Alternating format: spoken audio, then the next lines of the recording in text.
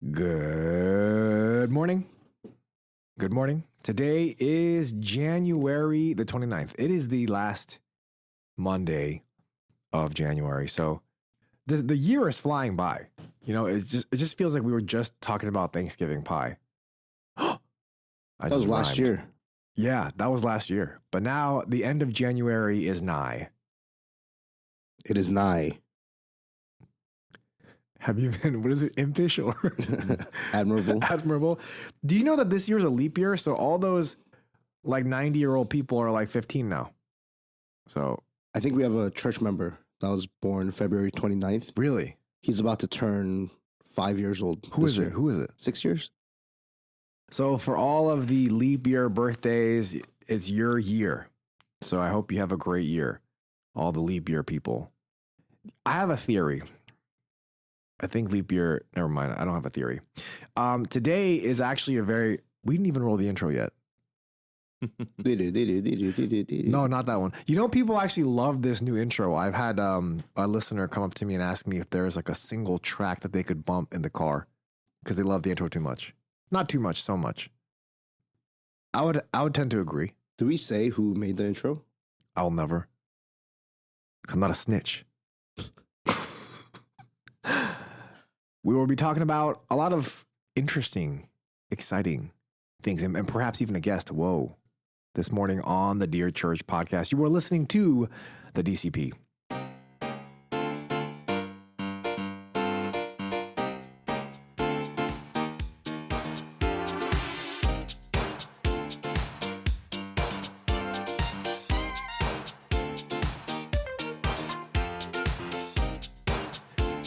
Welcome to the Dear Church podcast, where we exist to fill your ears and your minds with the study of God to see the world as disciples of Christ. My name is Sam Yang. I'm Juntak. And I am Eugene Fitzherbert. Who's that? Fitzherbert sounds like an Irish German man. Who's Fitzherbert? Was he admirable or impish? He is Flynn Rider. Oh, I like that movie. That's his last name in the movie? Yeah. Oh. Wait, what do you mean? I thought his name was Flynn Rider. His real name is Eugene. Eugene. But I didn't know that his last name was Herbert? Fitzgerald. What? That's not what he said. F. Scott Fitzgerald. That's my dear Antonia. I don't think so. Who's Fitzgeraldine? Who's that? Isn't that the guy that wrote That's movie. Scarlet Letter? No. I beg your pardon. No, he wrote that book in the Roaring 20s. Leo just made a movie about it. What is it? Twinkle in Time? No, Leo just did a movie. Oh, he wrote The Great Gatsby. Great Gatsby. There it is. I knew that. Wow, I'm very educated. But This intro was the worst. yeah. But I feel like, Pastor Gene, I was listening to our very first episode. A lot, like yesterday, a lot of laughs. A lot of good humor. Would you say that it's a fair accusation that we've gotten a little too serious? That's Celsius. We should stop. People have been begging you to stop drinking Celsius. But it's like all gas, no brakes, though. That's what some people say. Word. I really should stop, though. I really should stop. So how about this? At the end of this year, I'll stop. Wait, what do people say? Do as we do, not as we say. Monkey see, monkey do. Do as we say, Oh, not yeah. as we do. It seems hypocritical. Yes. I do not want to be a hypocrite. Rules for thee, but not for me. Whoa, did you just make that up? No. Oh. Well, I listened to our first episode and there was a lot of laughs in that one. So I wanted to follow suit, and make it a jovial occasion.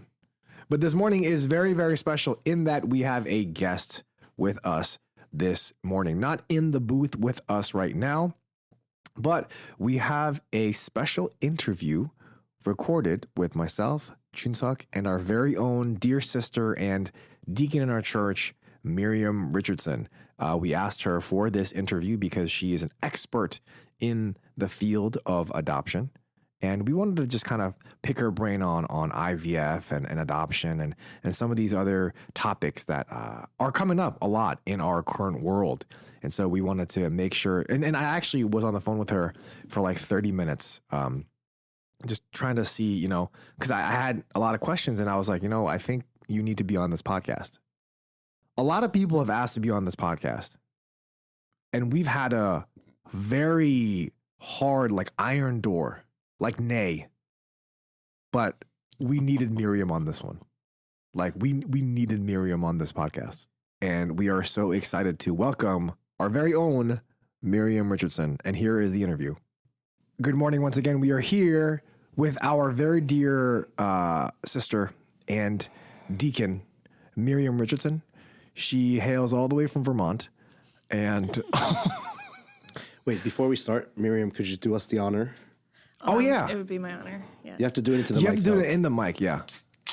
Oh, So, that sounds. yeah, Celsius is a very important part of our culture. Yeah, here. Not a CGS, but on the Dear Church podcast. So thank you, Miriam, for joining us all the way from Vermont. We're really excited that you're here to talk about this topic of adoption. We just wanted you to open it. You don't have to drink it. So, Yeah. just so everyone knows that Miriam doesn't drink energy drinks. No, I would like that reputation to remain. Thank you. But you work in the health field and you don't drink. So I feel like maybe that's a hint that we shouldn't also drink it. But I shall drink it. If you're not going to drink it. It's 'Cause yours. It's a Yeah, waste. It's all yours. Sam's gonna It's drink a that one. waste. I That's wouldn't yeah, want to okay, waste I'll just drink it. That It's seems a wrong. waste. We gotta have someone drink it. Could you just step in like 2 inches? Yeah. Or, pull it closer. Yeah. So Miriam, all we know from this podcast right now is that your name is Miriam Richardson and you're from Vermont. Could you, That's really all you need to know. can you tell us a little bit more about yourself, maybe a brief introduction in the field of work that you are in? Yeah, so I am a social worker, and for 5 years I worked in adoption. And then I switched over to medical social work, where I've been for 4 years. Wow. Yeah. So why Vermont? What's so good about? Well, Can you tell me one thing that's better in Vermont than in New Jersey? the food. Really? No. Wow, that's I take crazy. that back. We're gonna have to edit That that was out. a crazy one. What I meant by that is you get so much more local food, like local beef, local Like farmers grown market farmers stuff. market. Yeah.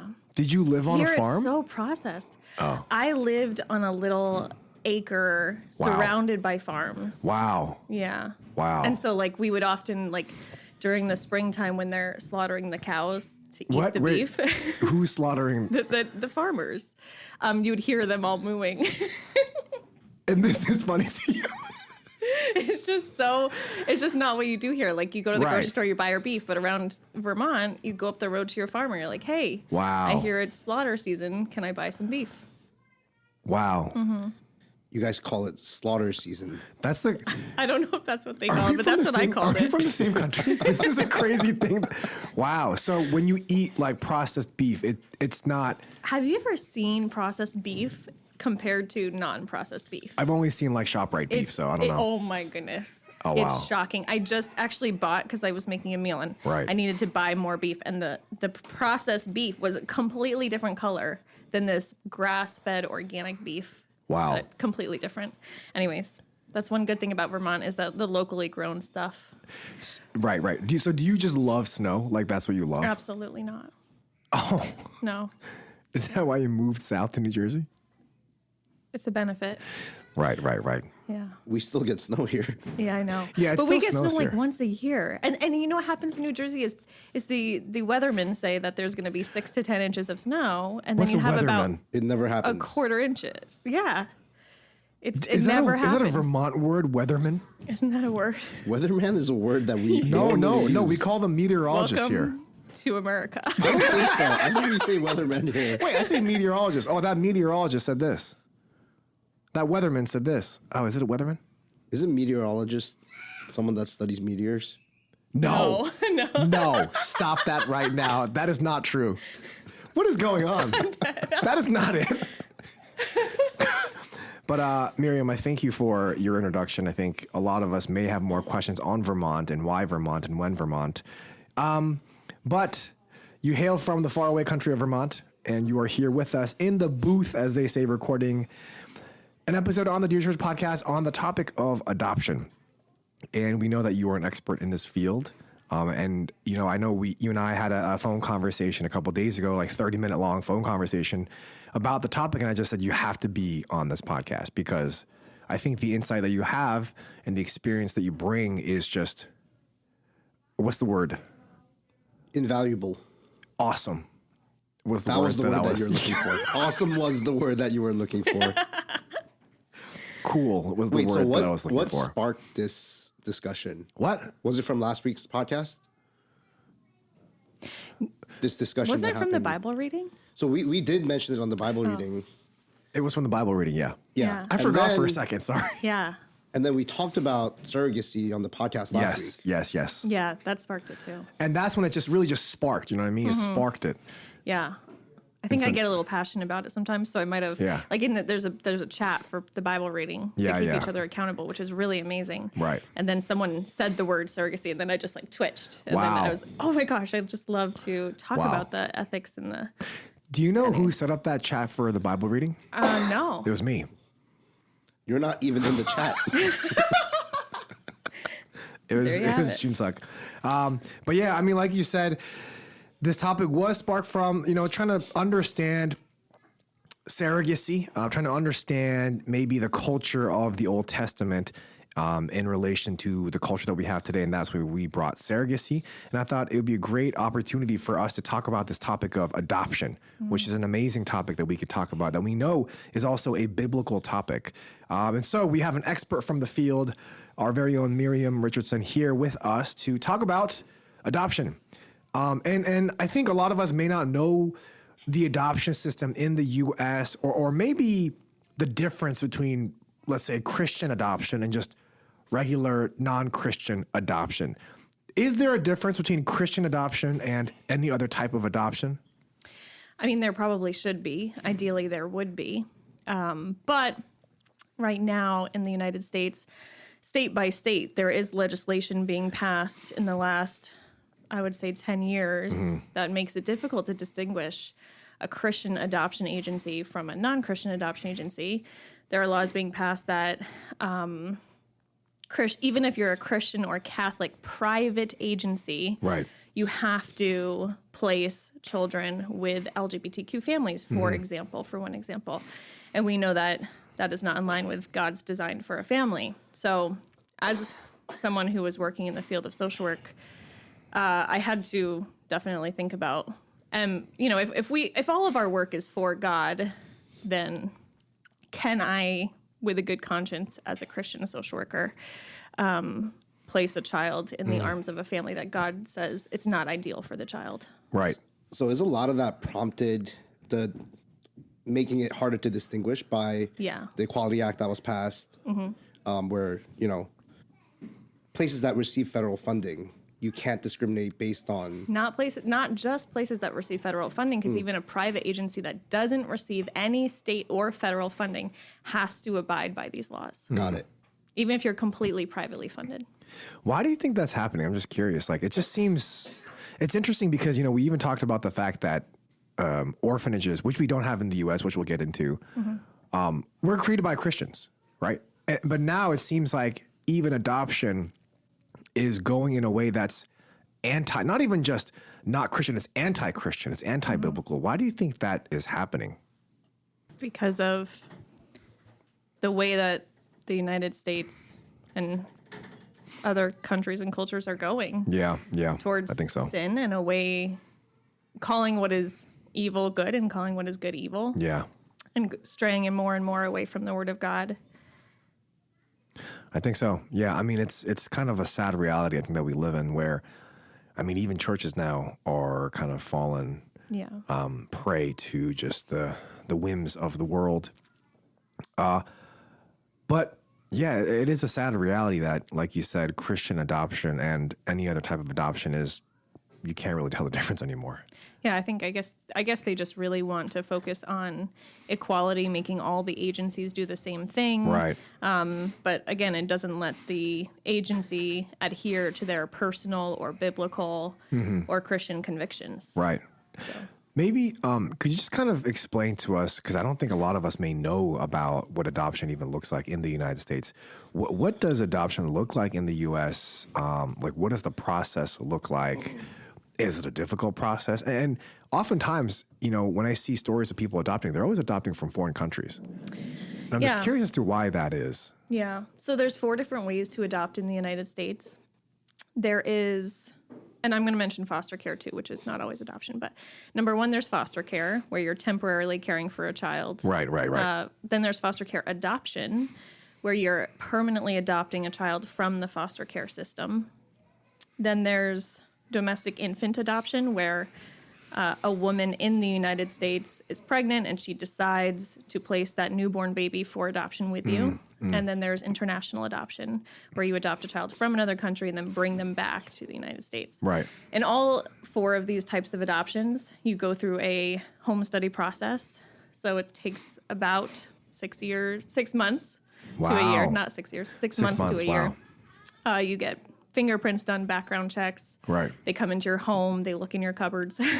Yeah. They talk to you. They talk to your family, your friends, your doctor, and they approve you to become an adoptive family for that's one of those 4 specific types of adoption, and then you start the process. So let's just say someone is wanting to adopt, or they're thinking about adopting. How would they even begin? Like, how does that even look like? What does that even look like? It depends what way you want to go. So if you want to go through foster care, if you want to foster and then potentially maybe adopt that foster child, you go through the state. Okay. In the state of New Jersey, you have to go through the state. There are private agencies in other states that you can go through. And you just call them and you start the home study process. They do a lot of education with you. Like I said, they come to your home. And then foster care is free, so you're not paying anything. In fact, you can get paid a little bit to help care for those children while they're in your home. Oh, wow. It's like the movie Big Daddy with Adam Sandler. I don't recall. He becomes a foster parent. Scuba too. Steve. Yeah, Scuba Steve. Yeah. Have you seen the film? No.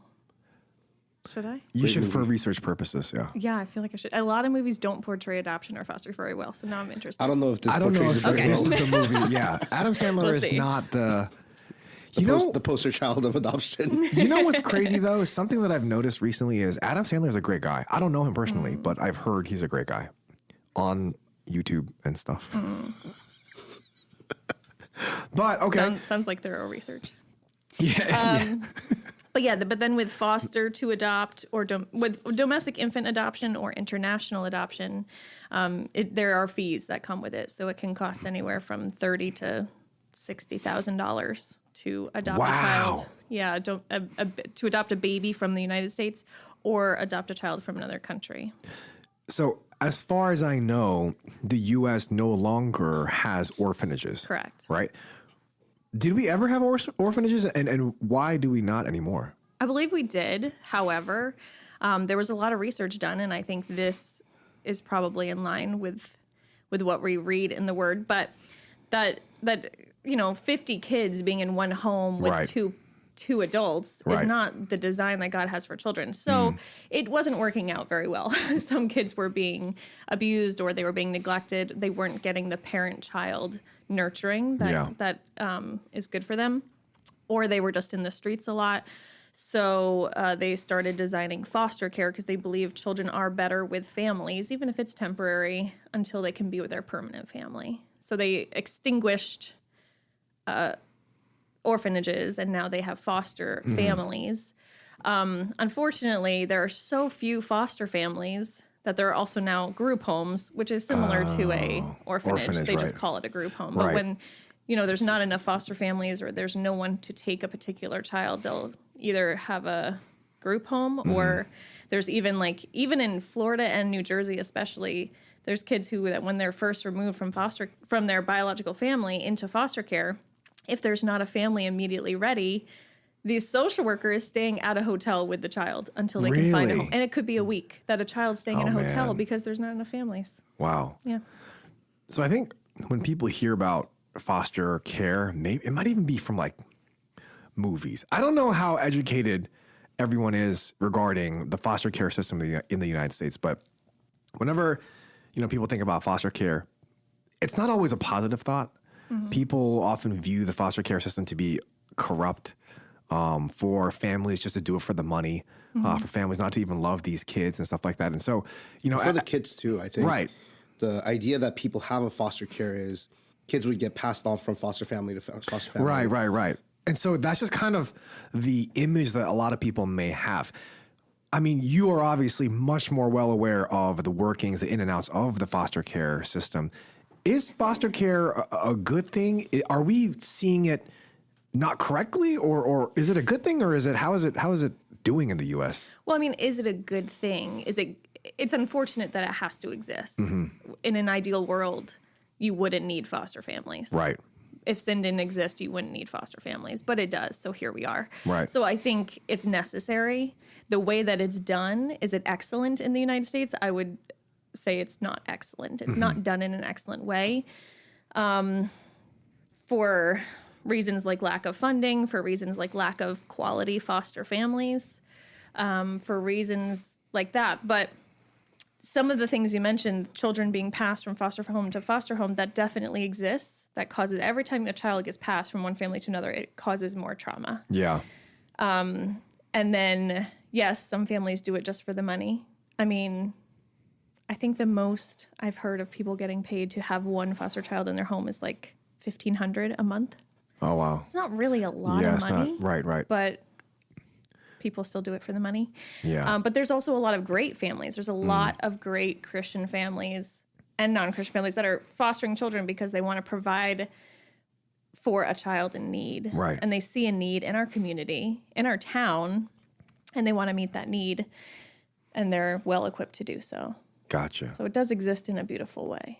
Yeah. I mean, I really appreciate what you said about, being in an ideal world. And even in our phone conversation before, you were talking about how this is just kind of, sadly, the choice between two not great situations, right? Not having a family or having a foster family where you get passed around. It's not great. Neither are great, but this is the better of the two. And it also is a derivative of God's design for family, right? And it's an off. What is it called? What is that word? I don't know what you're trying to say. An offshoot? Yes. How did you know that? You said off, so Is that the right word? I think so. Have you ever seen the show Loki? No. So it's a variant. Is it a variant? Is that the correct word? I'm not A sure. deviation? A deviation. I have a deviated septum. Yeah, I heard about that. I don't know why I said that. You really need to get like a CPAP machine or something. I did. It didn't work. I returned it. Sam lived his entire life thinking that people normally woke up 10 times in the middle of the night. I didn't know that was not a thing. Yeah. So when I got married, I thought my wife also woke up 10 times. I never asked her for like a number of years, actually. And then I realized that she did not wake up. And I was like, what? It is surprising that you're such a cheerful person Yeah. when you've woken up 10 times. in Can the you middle of the night. imagine the cheer and energy that would come out of me if I had slept a full night? Could you imagine? I might be a great guy. Anyway, this cannot this make it out. conversation is a deviation. Yeah, this cannot make it out. But I think it's really helpful. And I think it's good for us to know a little bit more about, the adoption system, the foster care system, because I think this is something, again, that a lot of us are not familiar with and something that you are very familiar with. But And I will say, when you mentioned kids going from home to home in foster care, yeah. I just would like to mention why that happens. Oftentimes, it's because one foster family has a child come into their home. That child, probably due to trauma, has a behavior that family doesn't like, and the family says, we don't want to deal with this. Send the child on to the next. So it's not the foster system that is necessarily choosing to do that. It's that the foster families perhaps do not have the tools in their box. Maybe They they had think. like an idealized understanding of what foster care would look like.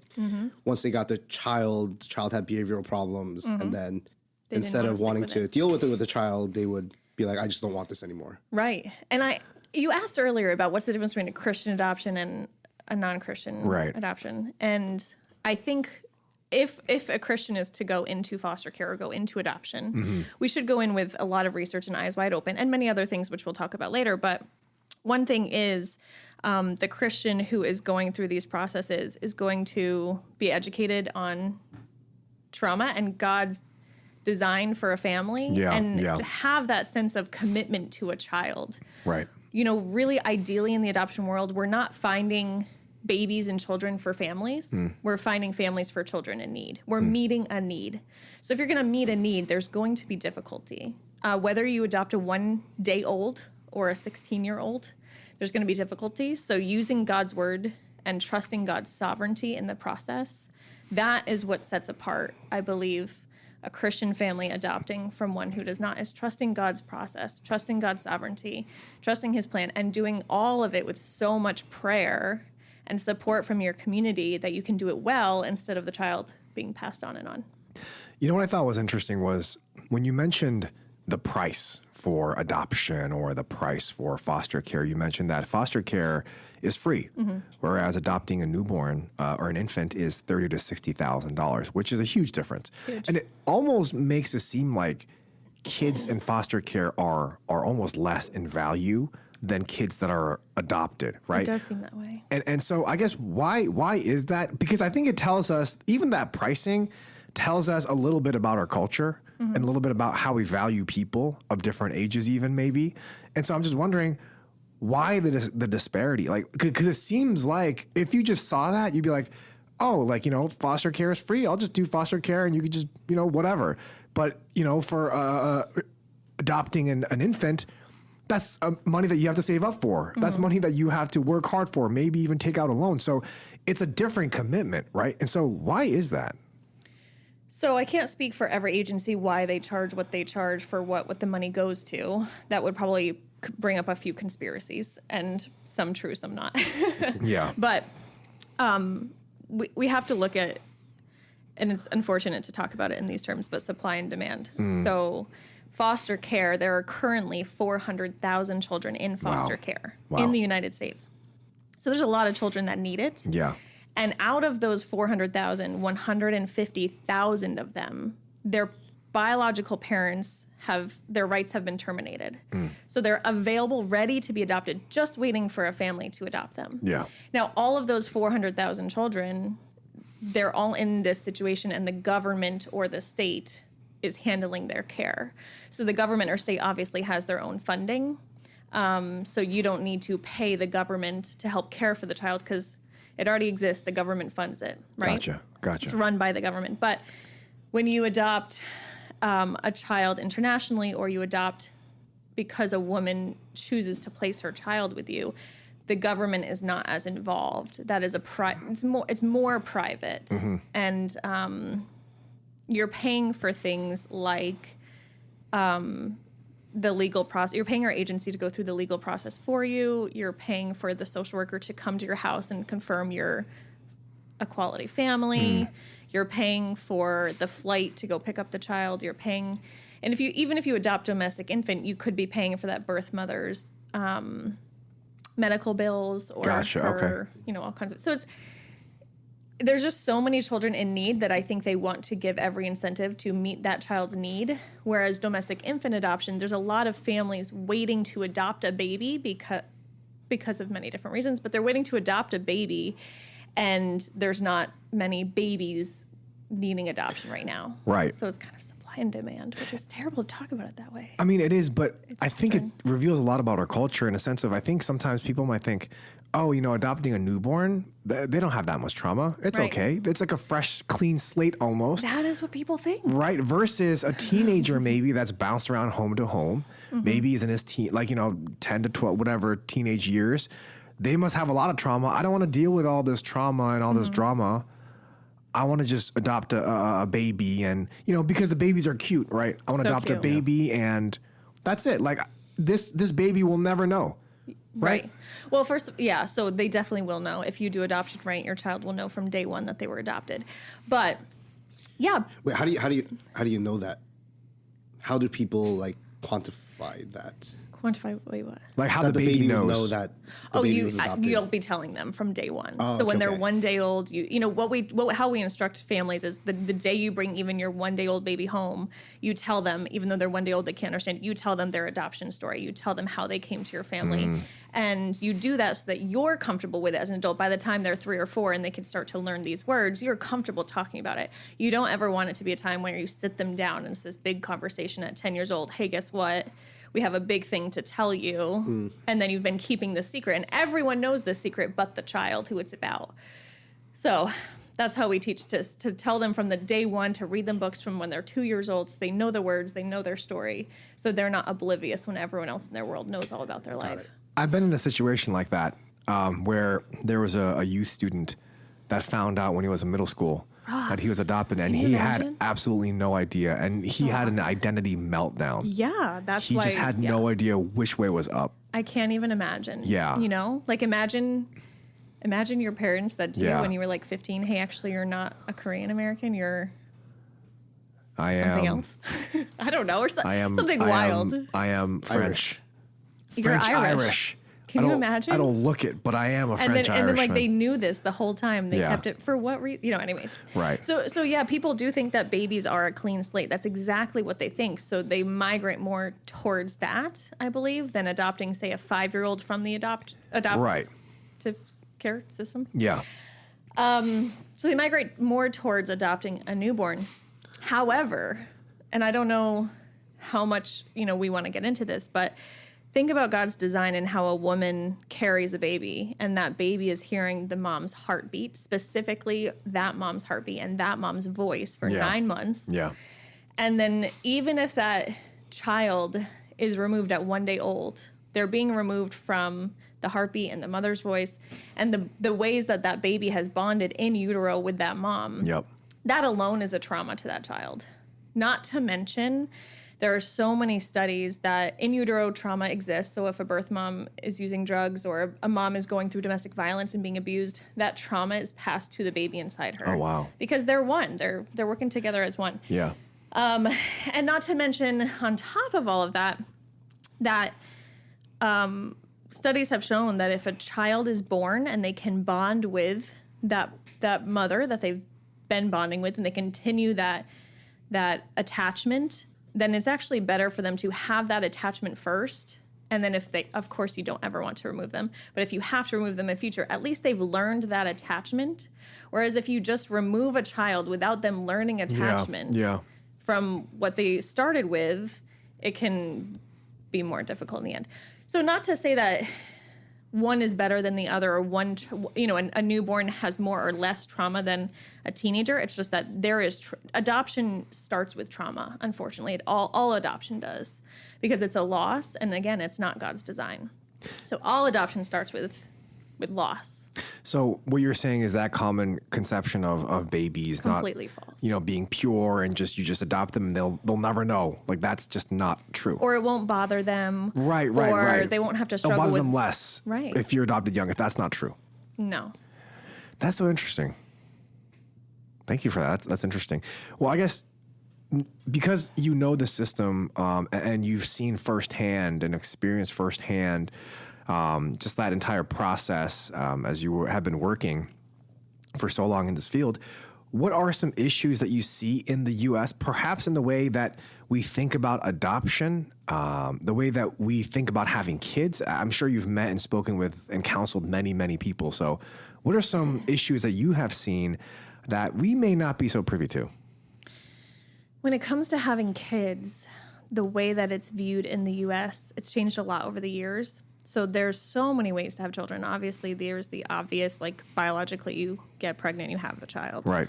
There's IVF, there's surrogacy, there's foster care adoption, there's adoption. So I have a hard time with the fact that in the United States, children are being seen more as a commodity than the blessing from God that they are. Right. God is the one that gives life. And so because of that, it is a blessing. And anything he creates is good. Right. So that's why it's good. Not because it's the smartest or the best cutest. or the cutest. Right. Or the gender of the child that you want. And so my concern is that the culture of how things are going with surrogacy and IVF. So, for example, the process with IVF.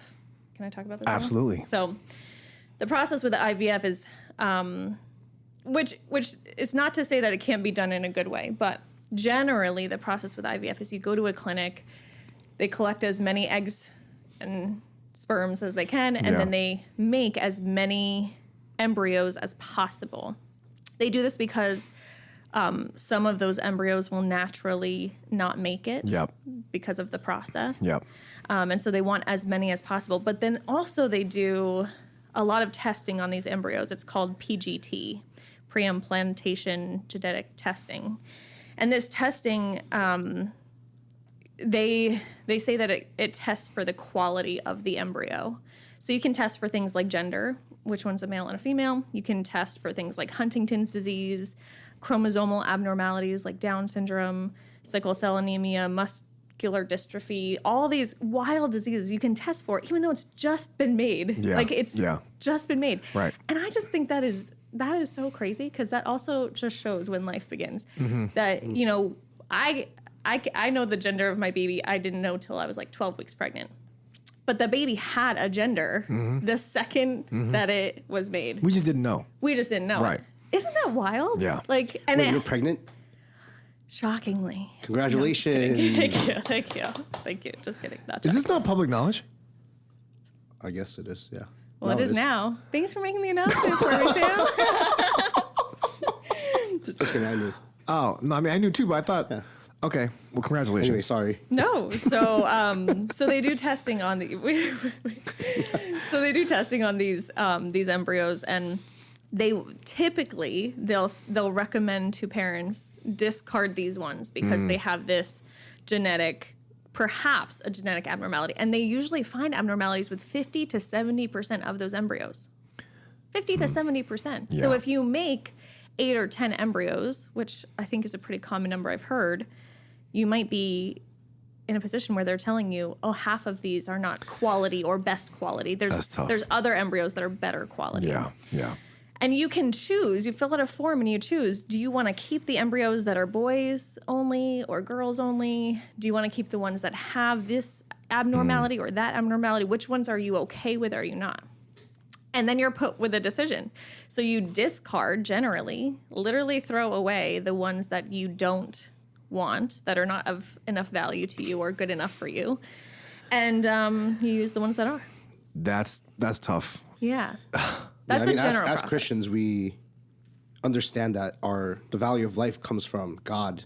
Right. But I think in this entire process, you're saying that these eggs are valuable and these are to be discarded. Embryos. So I think, in a sense, it's sinful from the get-go, where you're already deciding the value of a person's life based on whatever measure you're using. Right.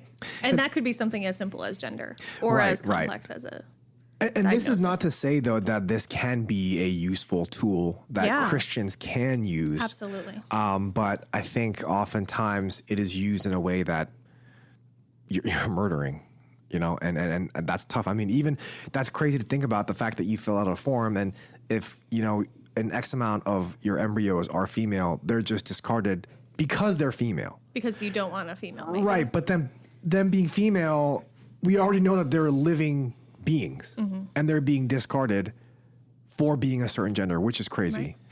So then even if you want to say, oh, I don't want to do this genetic testing, or I don't care what gender they are, if you're doing the typical process, which is making as many as possible, you're in a position where you might have 8 or 10 Right. embryos, or maybe even many more. Right. It could be just 1, or it could be 10. It just depends. But then you're in this position where perhaps you use one, and then you have to consider, what are you going to do with the other 8 or 9 or 10? Do you freeze them and hope to use every single one of them in the future? Or do you donate them to science? Or do you allow them to be adopted by someone else? Those are your options with your leftover embryos if you're not going to use them. And so I have known Christian couples who've gone through IVF, and they said, we don't want to do any genetic testing. We only want to create 1 or 2 because that's what we know we're going to use. And then you use it and Yeah. see what happens, and pray through the process, and trust God's work in that as well. But if you make so many, you're just then in between a rock and a hard place where what do you do with the rest? Wait, so what are some reasons that people would choose IVF over natural conception? I mean, the number one reason is because they biologically are not getting pregnant. So it could be medical reasons. Yeah. But there's other reasons. There's other reasons like they just want good testing to be done. So there's a few couples in the news who had something like 40 plus embryos made because they just kept wanting the best of the best of the best. So then they were able to evaluate all 40 and which one is the best out of these 40. So you can do so much good testing, and so some couples just really value that. But usually it's because you biologically cannot, and you want to have children.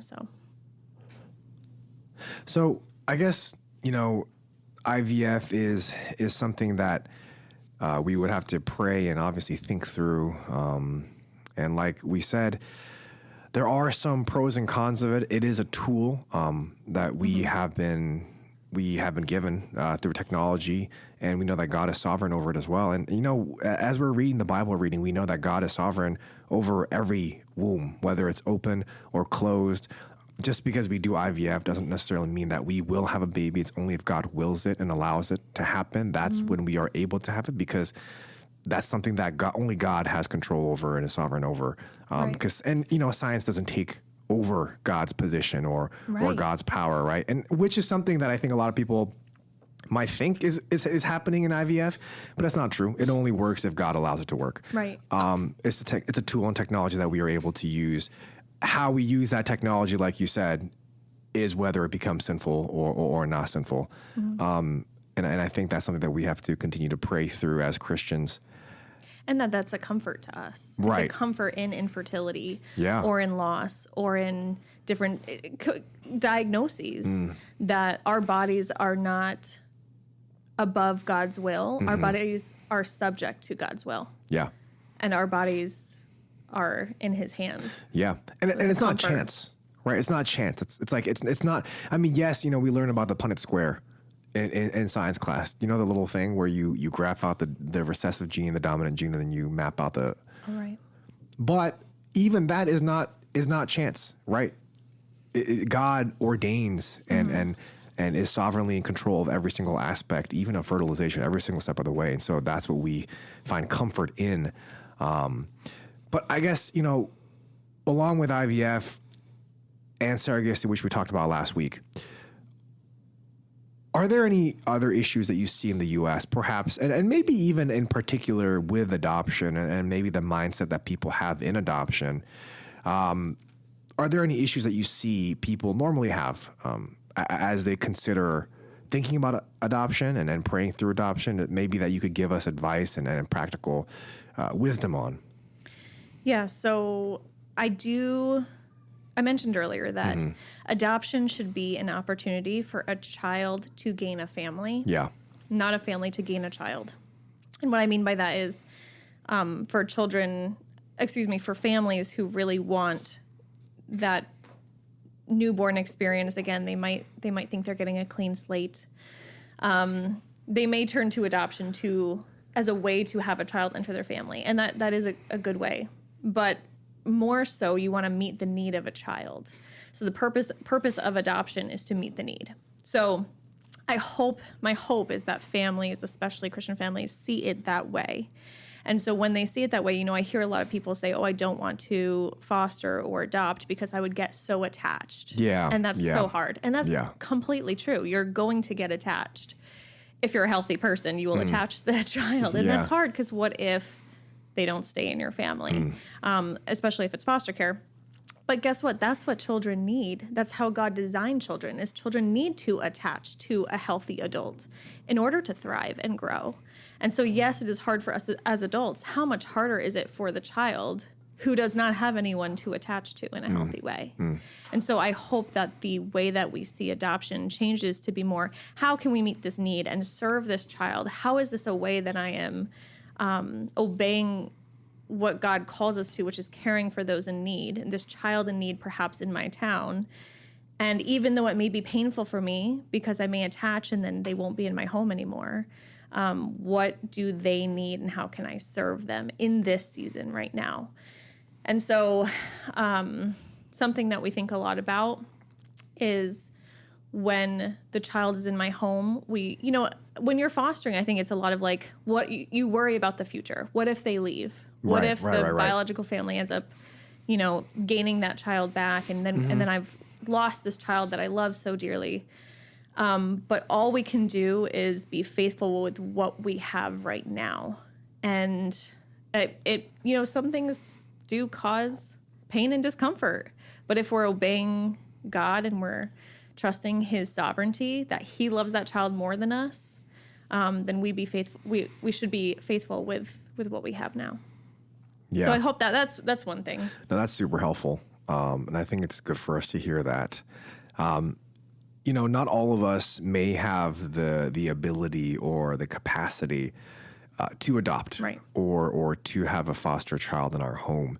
What are some other ways that we can help? What are some other ways that we can serve? What are some other ways that we can support adoption and the foster care system? How can we do that as a Christian?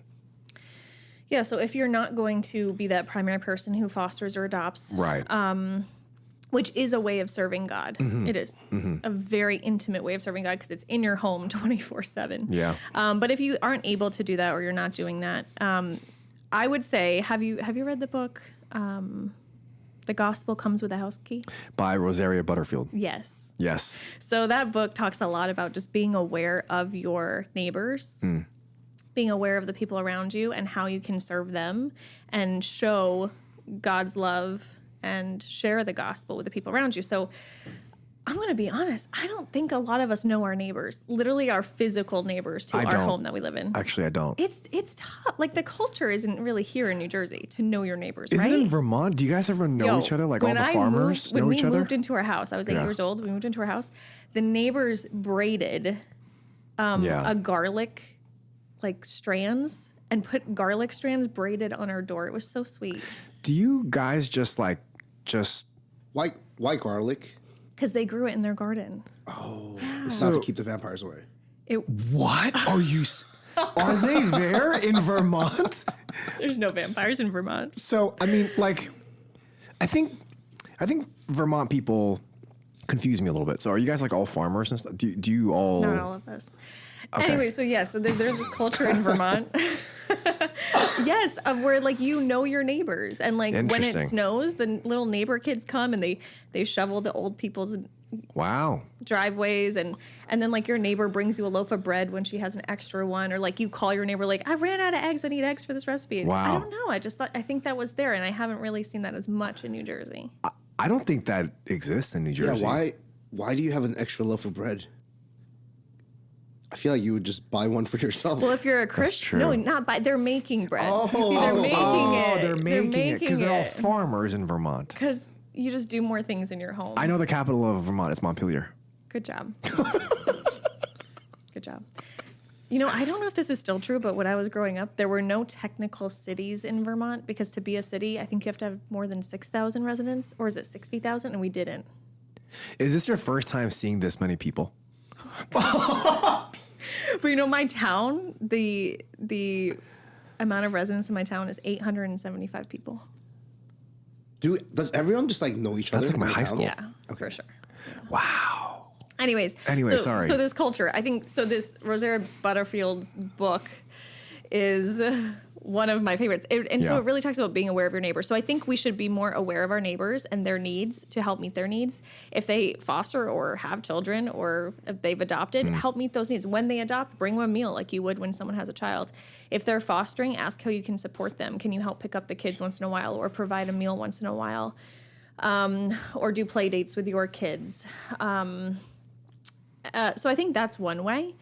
Know your neighbors and get to know these people and then help meet a need. Yeah, I think that's so important because, we understand the second greatest commandment that Jesus gives us is to love our neighbors as ourselves. Wow. And how can you do that if you don't know your neighbors? Yeah. I actually have never spoken to my neighbors, but I might go say hi now. It's just you could just say, hey, my friend from Vermont tells me to bring things to my neighbors. So here I made some brownies. I'm pretty sure they don't speak English though, so Oh, what do they speak? you Really? think? probably Korean. But you're Korean. What? I don't see the difficulty here. You kind of put it out there as an obstacle, but seems like you're the obstacle. Dang. Wow, Thank you so much, Miriam. Thank you. Also, that's one of the books you can sign up to read. Which one? Is The Gospel Comes with a House Key. You can sign up to read that with our Edify Wow. ministry right now. Wow, that's a plug. You can read it with a group of other people. That's the plug. What is Edify? Edify is the women's ministry in our church. Wow. And so you can sign up to read that along with any other book, but that's one of the options. Anyways, so that's one way to support. Also, there is a Christian organization called Foster the Family, New Jersey. Look at this. I even put my phone on silent to be respectful. Who is calling you? I didn't know my computer could do that. I am so sorry. You know, when we Foster- first began this podcast, there was it was called Phone Gate, where Sam's phone would keep going off during the recordings. That Now we're back. was a crazy thing. I'm so sorry. Foster the Family. Yeah, Foster the Family, New Jersey. Was that my husband calling you to come over for football tonight? It wasn't, but he should. Anyways. So yeah, Foster the Family, New Jersey. It's run by Jamie Finn, who's a Reformed Christian in South Jersey who has fostered and adopted. And she's a wonderful person to follow on Instagram. Also, Christian Social Worker is a great Instagram account to follow. She's also a Reformed Christian social worker. You should make an Instagram page. I'll pass, but thank Social you. worker Christian. Thank you, but no. There is one, Christian social worker. She's Okay. great. Anyways, so Foster the Family NJ, so she has this organization that every time a child enters foster care, they bring a package. That family reaches out to her, and she brings a package to the family with a hot meal, some clothes for the child, because a lot of kids come with no clothes, no bag, no nothing. They just walk into the house. So it brings them some physical things they need and some encouragement and support. And then the foster family can join the local support group that she runs. So she has some great practical ways to help support.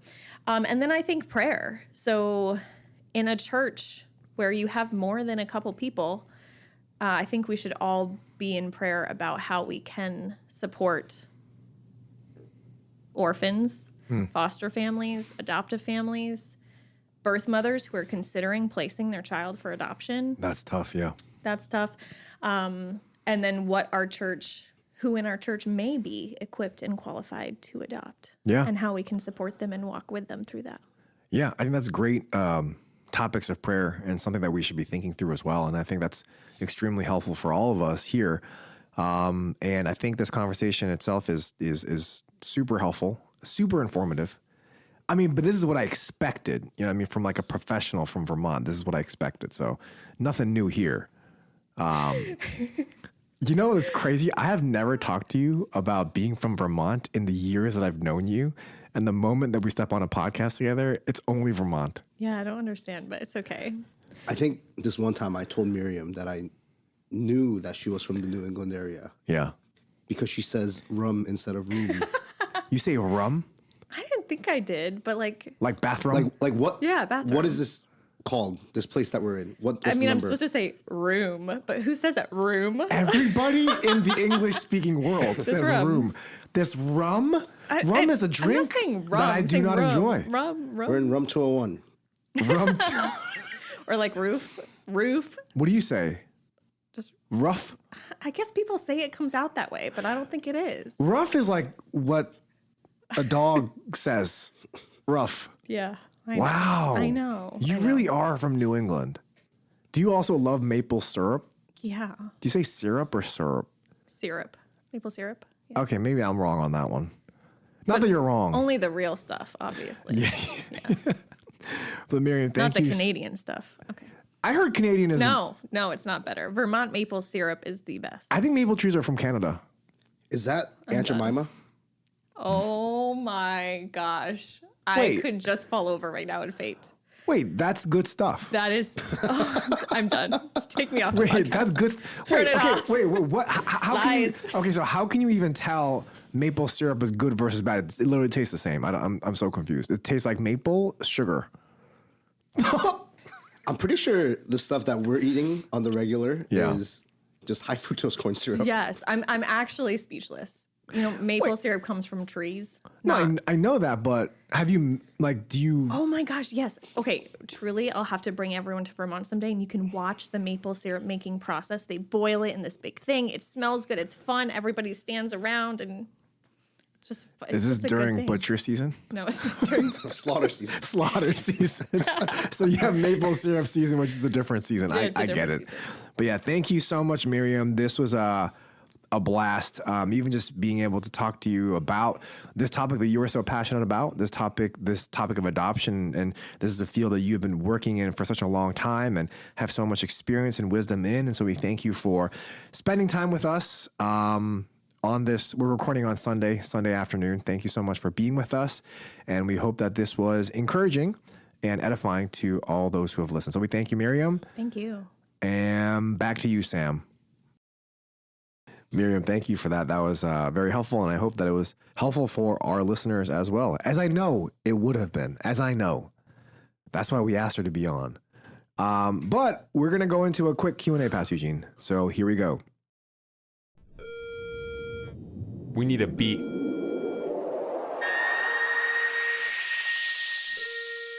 What you got in the bag? What you got in the bag? What you got in the bag? So Miriam talked about taking care of the orphan. That is a command that the Bible gives us. We see this in Psalm 82:3, Psalm 68:5, and James 1:27. Now, we know that this is a Christian command.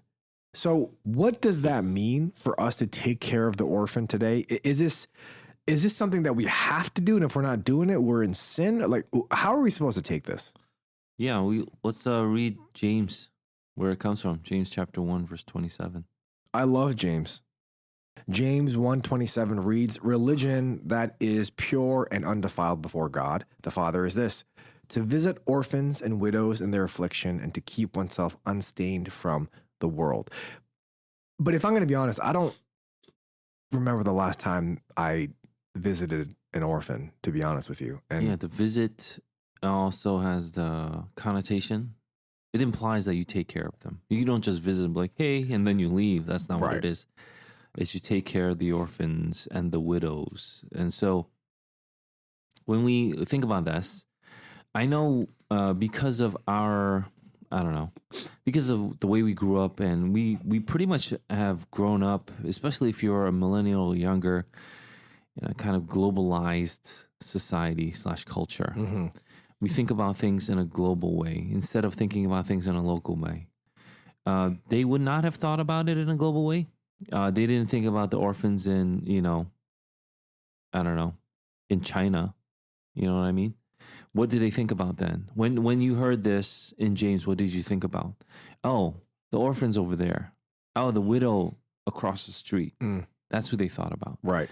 And they didn't think about some random widow that they've never met because there was no connection with them. Now because of, social media, the internet, we can have a somewhat connection with them. So it does kind of change some aspects. And so to hopefully help us see in one light, we could see this. And James doesn't just stop there. So he says this, and he goes on to obviously chapter 2, but in chapter 2, verse 14 and to 17, he really gets to his point, and you can read that.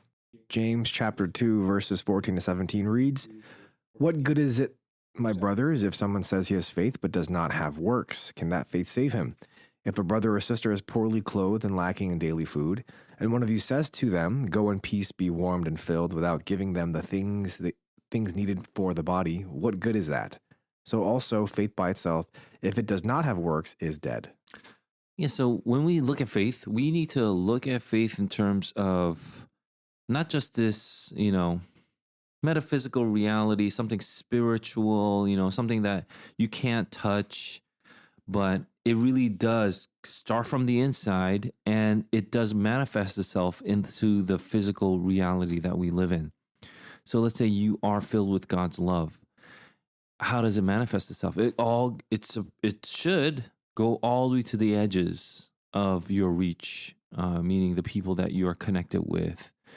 And so let's start from there, and then we could go on to answer, more maybe something specific or detailed about that. But who are on the outskirts of our society, of our community? Let's say in the context of James, those people that were in the church, those people that were widowed, those people that were orphaned. So within the church, you're saying? Obviously, this is always Okay. like, brothers and sisters first. Okay, He okay. says if a brother or sister is poorly clothed, right? Right. Okay. So this is first talking about those within the church. And I'm not saying that we should not do, the Bible is not talking about we shouldn't do anything for those outside the church. But again, what we see here is if you have some kind of, let's say, eureka moment, even in life, it starts from the inside, it starts from the mind, and it starts to progressively go outside. And the same thing with faith.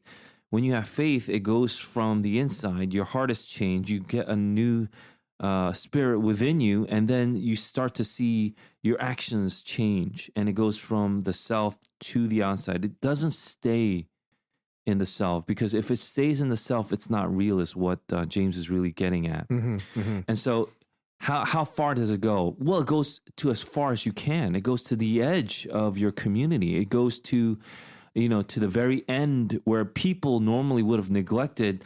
Your love overflows to that point. So let's say in James's context, there was an orphan. Yeah. He's a believer. He's part of your church, and you neglect him. It's like, how can you call yourself a believer? He goes even further. How can you call yourself a Christian? How can you call yourself a Christian if you just go, I hope things go well for you, and you don't do anything about it? Yeah. He's literally like suffering. He doesn't have parents, He's trying to scrounge up, his daily means by whatever way he can. Remember, orphanages were started by Christians afterwards. And so you would imagine that he might have just literally been on the street with no one to take care of him. Yeah. And so if he was adopted by his family member, he wouldn't have been considered an orphan, by the way. And so you would imagine then this person is in your church community and you are neglecting a brother or sister, meaning you in your mind, you say you have faith, that in faith we are engrafted into Christ. You understand that we have been given this incredible grace, and now we are to love one another as he has loved us. A new commandment I give you, right, from John, that Jesus says. And then you have this person who is in need, and you don't do anything about it. You just go, I hope things go well for you. Right. And just leave them alone. That kind of faith isn't faith. This is what James is getting at. And so that's what we mean by going to the orphan, to the widowed, and keeping yourself undefiled from the world. I don't want to skip those.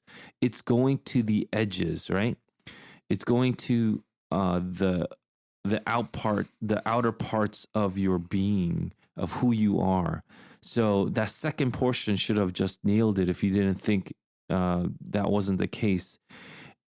Physical community and your spiritual life, going to the outer edges where, you don't want to get defiled at all. It's not just about going to Sunday and worshiping, because that's what people might think. Oh, I go to church on Sundays, I'm good.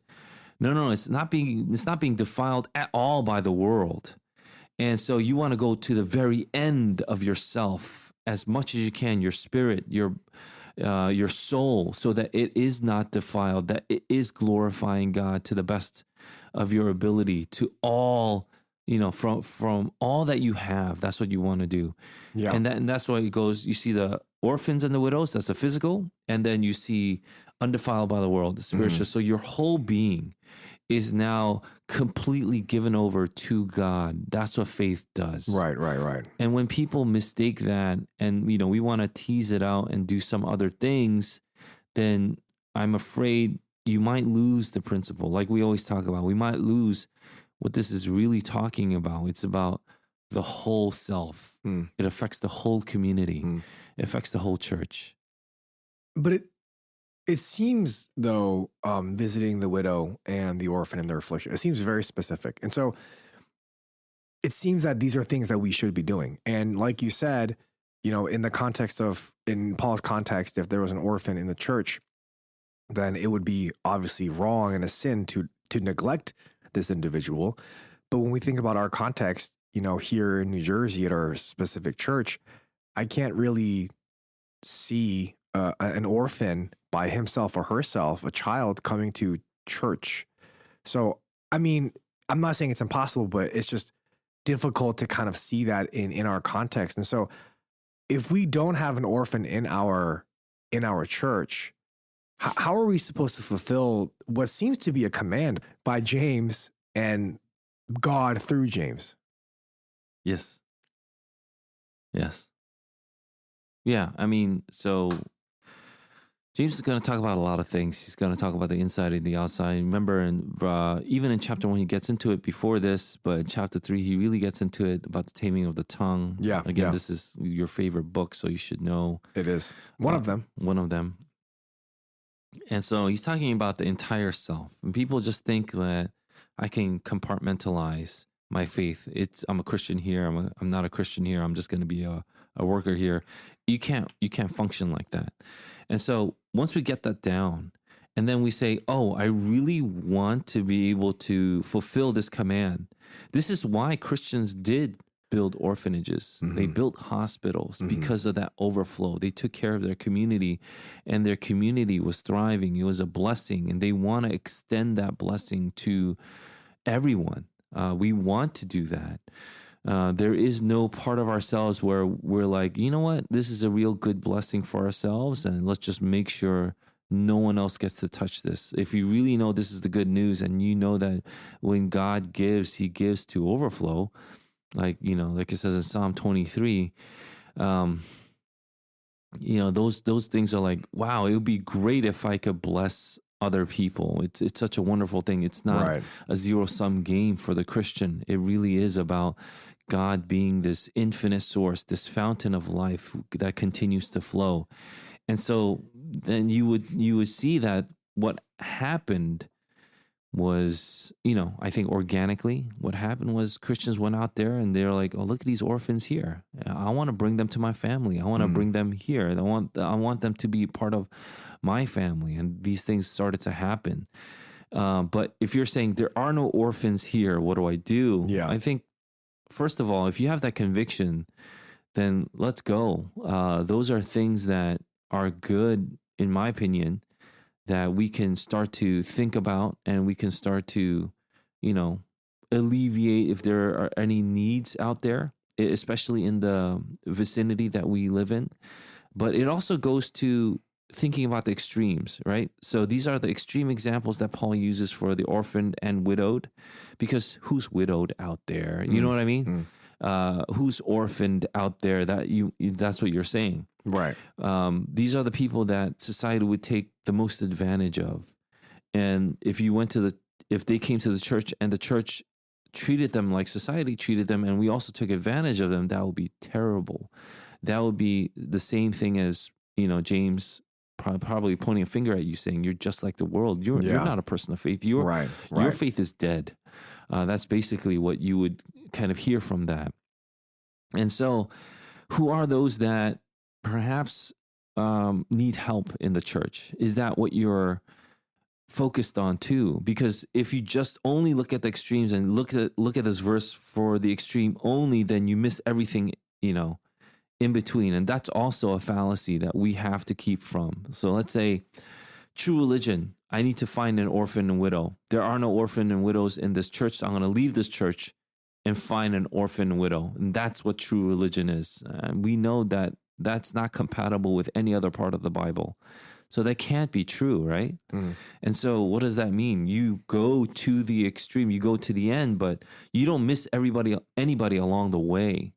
And so one of the, kind of metaphors I like to use is your house has to be strong if you want to help other people build their houses. Yeah. And one of the things that you have found, I'm sure now that you're a homeowner yourself, is when you see, let's say, a leaking ceiling. I literally have seen that. On the second floor, saw a pipe burst.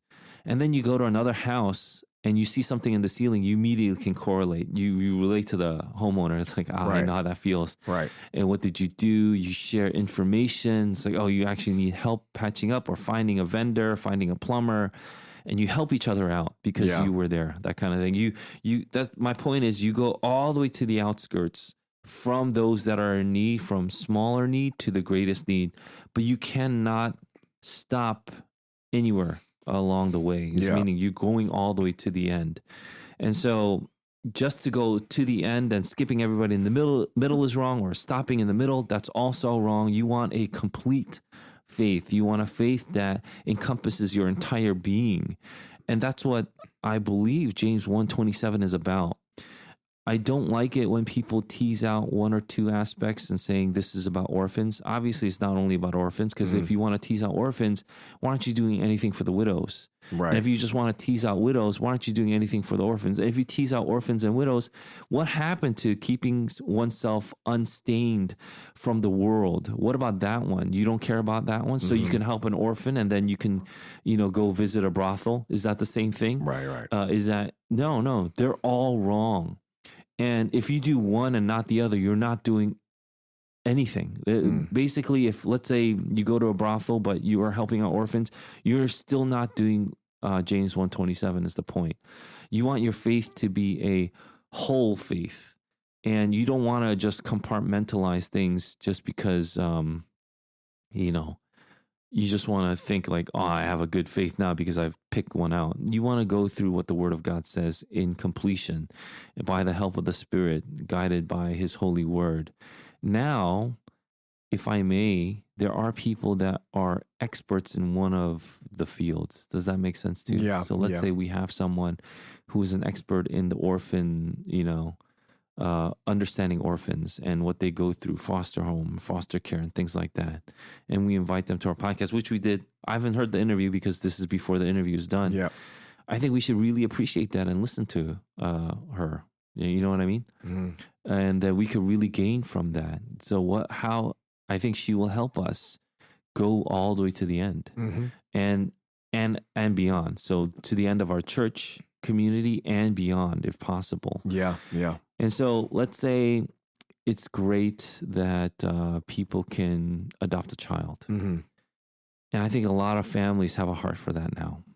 And hopefully more will.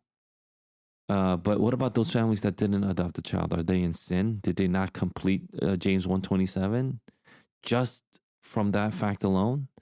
I don't think anybody would say that. No. But it would be like, wow, you know how much God has blessed us. My God has blessed me so that I can go even beyond these four doors or whatever it is, these four corners of our building, of our homes, and go out there and bring people in.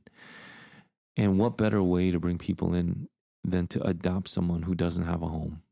Right. So what you're saying is James isn't telling us to go all over the world looking for orphans just so we can fulfill this command. But what you're saying is the heart of this command is to look first within our four walls, or I guess you can have more than four walls, I guess.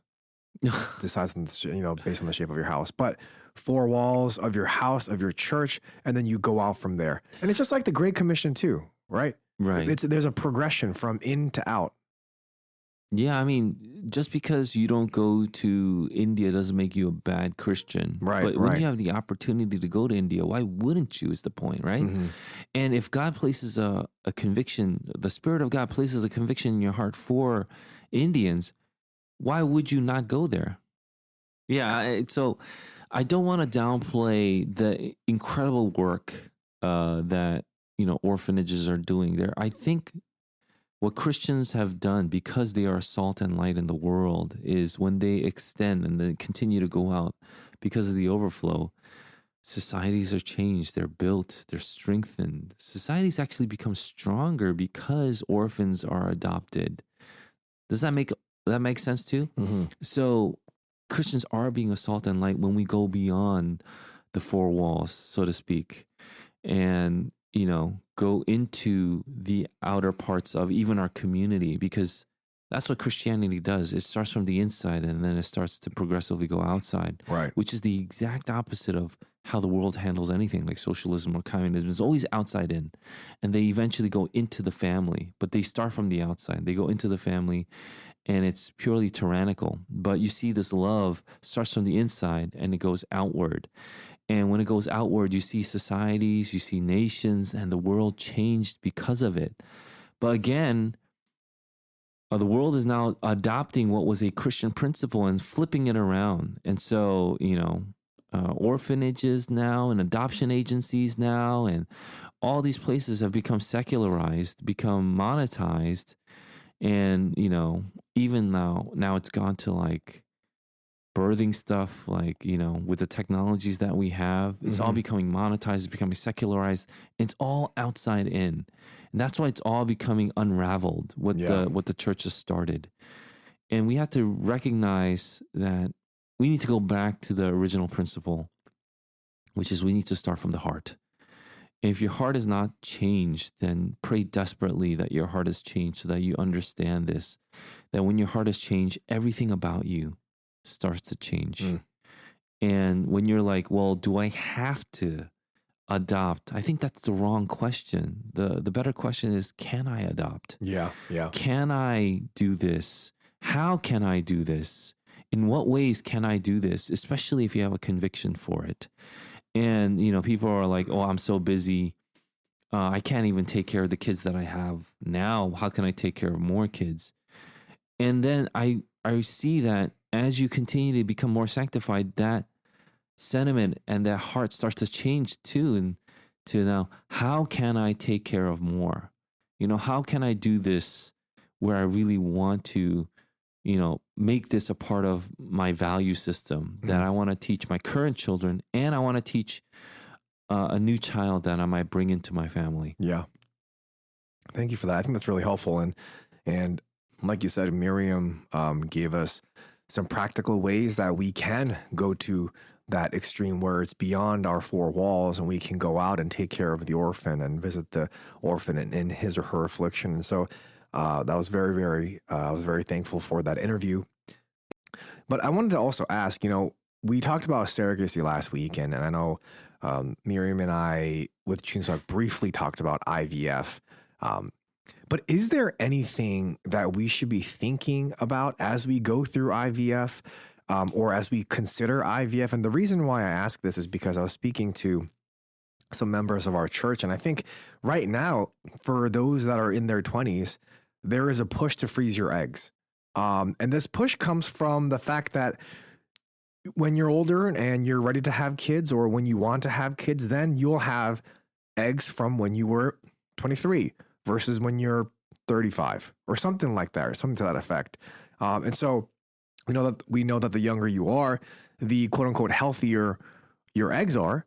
And so a lot of young ladies are trying to freeze them at a younger age so that they'll have those eggs when they want. And I was just curious on your thoughts on this and on IVF in general. I tend to think that this is actually an attack on marriage, and maybe even spurred on from feminism, as Pastor Virgil talked about. But I just wanted to hear your thoughts on that. Yeah, I mean, I don't know where to start, but to be honest, well, I think you're right for the most part. IVF is a technology that modern technology is recent, and it was, I suppose it was meant to help those that otherwise couldn't have a child. Right. But it's become this huge industry now. Again, monetizing on this is a natural, outworking of the capitalistic society we have. I get it. It's not necessarily bad, but it is bad when you purely just see it from a monetary perspective. Mm-hmm. And so that's something that we ought to think about and really reflect on. We should always start. I think this is what we do here. We should always start from the beginning. Oh, what it was meant. What is the normative process? Yeah. What's the purpose of all this, right? The purpose of life and the commandment that God gives us is to be fruitful and multiply. There is a blessing in that. All throughout the Psalms, we talk about what a blessing it is to have lots of children. Only in modern day have we thought, and I really do. I know I shouldn't, but I really do blame the boomers for this. From the boomers, we stopped having kids and we went to like 2 kids max. 3 Yeah. kids, 4 kids is like, it's like an army. How can you have 4 kids? army. You know what I mean? It's a That's what people basketball thought team. Yeah. when even in boomers. And so obviously Gen Xers, millennials and Gen Zers and, that followed, we still hold to this kind of thinking, this mentality that more than 1 or 2 kids is crazy. How can you afford them? Who has the time? Who has the energy? And, don't you have to get your career in? And if you get your career in, how can you just stop it because you have 18 kids? We can't do Right, that. It's right. going to completely impede your career progress and things like that. Because let's be honest, you could have, maternity leave, but if you're out for like 4 to 6 months, you're not going to move up in the ladder. No. You're not going to win No. the rat race, right? No, And never. so I do think that it is something that we are facing in modern day. And what has happened as a result is we have lost the normative way. Mm. And before I even get to IVF, we are getting married much later in life. We're having less kids just like our parents, unless you're a boomer. If you're a boomer, then you're probably part of a large family, but you just had a smaller family after you got married. Our priority isn't to have a large family, have kids. People will say, oh, it's because, the Industrial Revolution. This is false. It's way before. We didn't just need kids for the agricultural revolution. People needed kids because that was the way of life. It's what sustained you. It's what gave your family security. People died off so much. But so now that we have all these riches, modern day technology, we have all these luxuries, every little thing now that would impede the luxury. We've gone so far that anything that would impede the luxury, we think is an impeding of life itself. And so I can't go to the cafe and enjoy myself with my friends every other day if I have more than 1 kid. Yeah. I don't want that then. I want to go to the cafe anytime I want. I want to have friends. I want to go to these outings. I want to go on vacations. I want to travel the world, right? See, these riches and luxuries have now taken a priority in our lives. And so I want to join a social club. I want to join the golf club or, country club or whatever it is. I want to do all this. And if you have like 14 kids, you're not going to join a country club. Let's be real. And so that kind of lifestyle has come upon us, and that's what we aspire to have. Let's be real. Everybody thinks that. That's like 99% of the world. So if you're like, oh, you just talking about me, that's because you're 99% of the world. And who thinks otherwise? With the Amish, Yeah. and things like that. Are they less happy? By all available metrics and data and polling that we could get, the Amish are way happier than the standard American person. It's because they have organic food. That's why. They eat, there's so many aspects to it, Yeah. but I want to get to IVF sooner rather than later. And now because of all this, we get to a place where I want a kid, but now I'm in my 40s. I can't have a kid, or you're definitely not like 18 having IVF. Yeah. That's the point. Yeah. You're like in your late 30s or 40s. You've tried and tried, Right. and now you're on your last stretch. And this technology was developed to help people like that. Obviously, whenever technology is developed, it can be used in a negative way, which is what we see IVF happening. People that do IVF, it's very expensive, but we never think, oh, I put this on myself by getting married late, by putting something else as a priority. And now, you have to pay the tens of thousands of dollars to do this, right? And so, and then, it's not an easy process. Even if we know it's a technology, it's not easy. You have to get injected with hormones every day. It's not easy, Yeah. And even then it might not take, and all this stuff. Your body might even not take the fertilized embryo. Yeah. You know what I mean? And so there's all these things that can happen. And it's a very, very stressful process on the body, on the spirit. It's not easy. And, to be honest, if we're really frank, we put that on ourselves, haven't we? But then people who recognize their mistake and want a second chance perhaps have an opportunity through this technology. But so let me get to IVF now. IVF is not normative. That's the point. It is multiple steps away from normative because of our society, because of culture, because of whatever we have ingrained in our brains as this is priority. IVF is multiple steps. And the further you get away from what is normative, the increased in inherent danger it poses. Does that make sense too? Yeah. So I personally don't think IVF is inherently a sin. It's a technology. Yeah. And so it can be used sinfully. It can be used in a not good way. And it can be used perhaps for people to be like, well, I don't want to get married now. And later on in life, I have IVF to fall back on, things like that. So they let go of the normative to say, I am the extenuating circumstances. I am the exception clause in these laws, right? So this is natural law. I am the exception. So everybody starts thinking like that. And if everybody starts to think that they are the exception, then the laws break down. So natural laws start to break down. And you have people who are like, well, let's make society about 1 or 2 kids. And then you continue on. Let's make society about no kids. And then, let's ridicule the people with lots of kids. And let's make society conducive and helpful to people with no kids. Let's give them the benefits and rewards in our social system. And when people have kids, let's look at it as a bother, not help them out. Let them help themselves, that kind of thing. What we'll do is we'll have social clubs just around those people who have all this time, without kids. And if you have a kid, maybe 1, that kind of thing. And if I look at like all these dramas and TV shows, especially like K-dramas, no one has more than 1 kid. That's crazy, Yeah. Even if they grow up poor, they have like 1 kid. But it's one of those things where we get to see a change happen over time.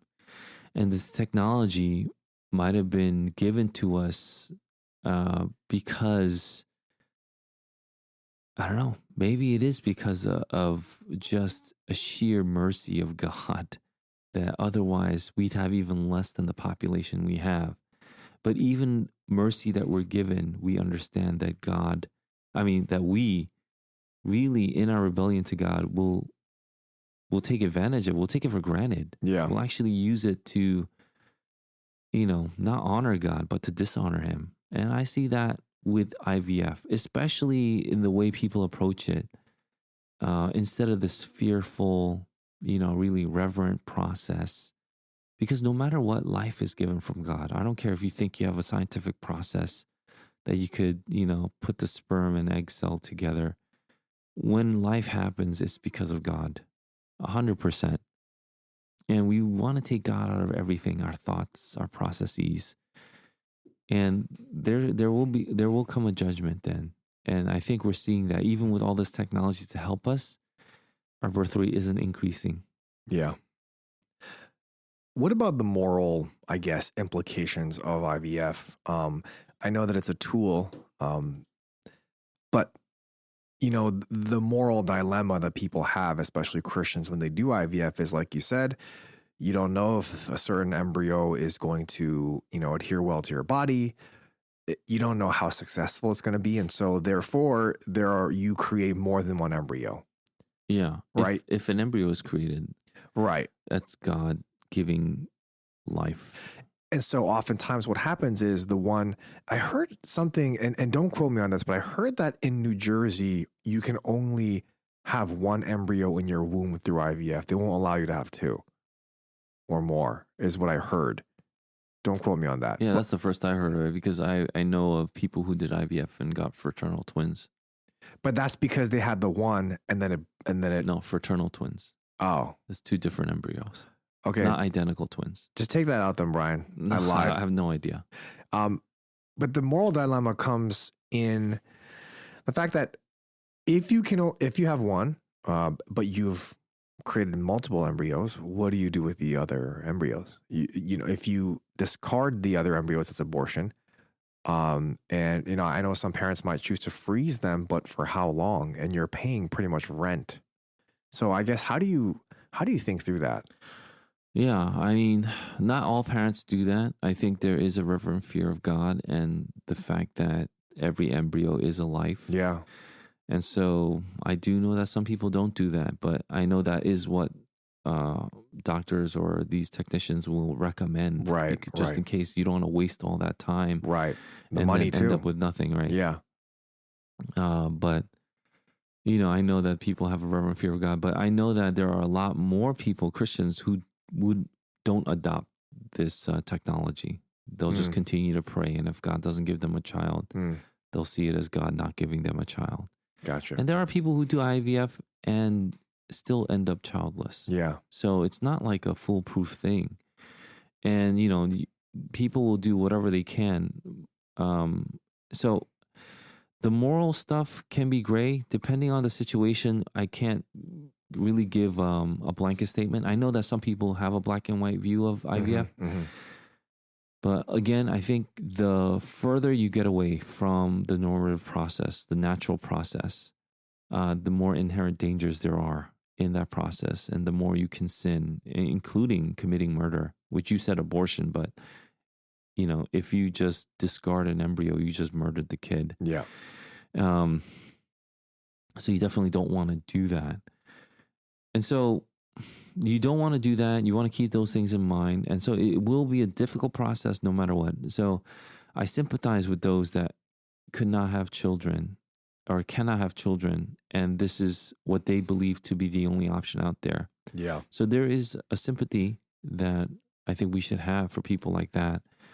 And I think they should pray about it with the counsel of their pastor and minister and, their brothers and sisters around them. They should continue on trying to live out their lives biblically and, to the best of their ability.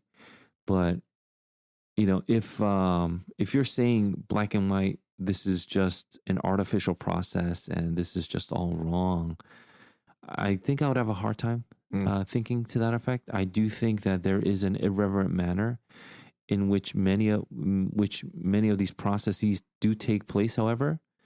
And so you definitely don't want to do that. Right. And I do think that more and more technologies will be developed over time to help infertility. And so IVF is not the epitome of, fertility technology. And so Yeah. I just don't think that I don't think we're there yet.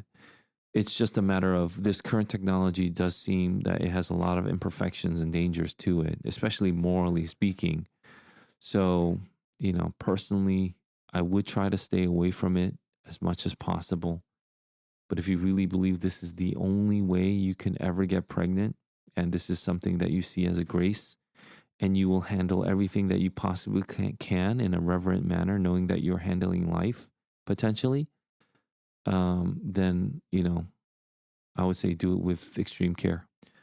I think one thing that you've continued to mention that needs to be emphasized and highlighted is that it's God who opens and closes the womb.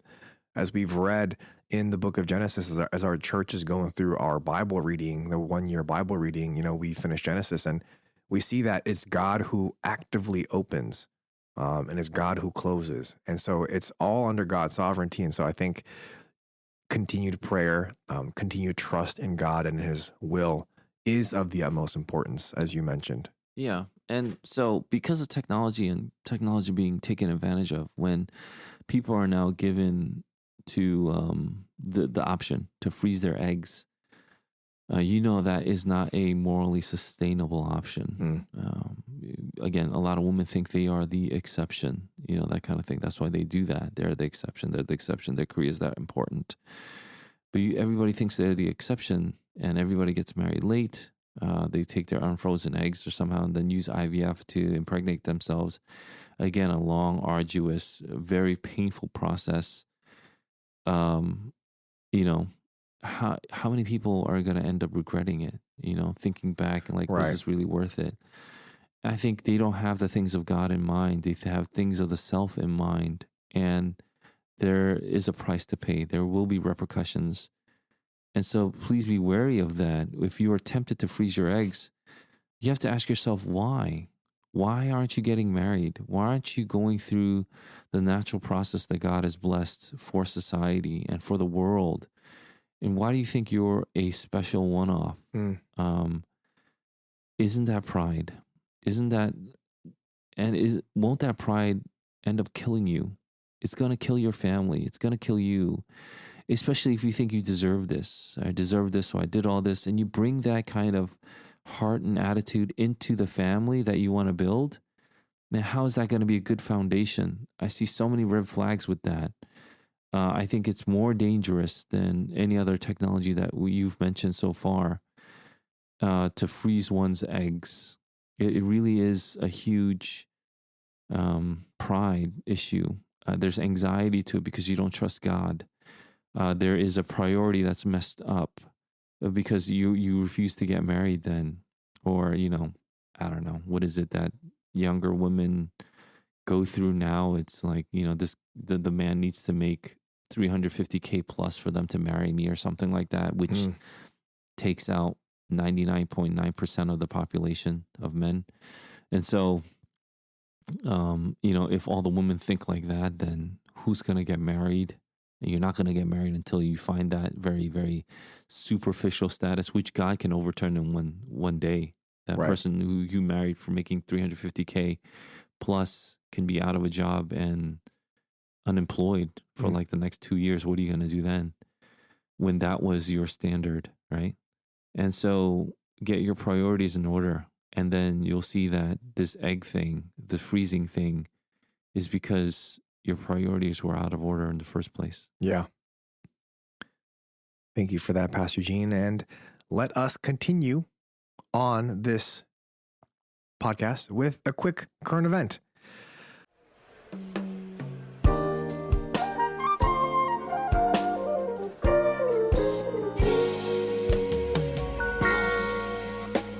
Pastor Gene, I don't know if you've heard.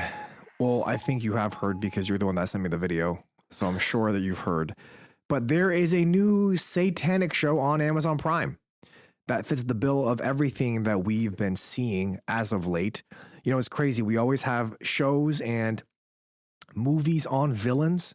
And it's been something that we've been talking about, like Cruella and Joker, giving them backstories that makes the audience sympathize with the villain. And I guess it's supposed to evoke a sense of like, dang, if I was in their shoes, maybe I would have done the same thing. Amazon has taken that thinking to the ultimate step, to the nth degree, as you may say, with now a cartoon show that gives Satan's backstory and puts him as the noble character and God as the villain.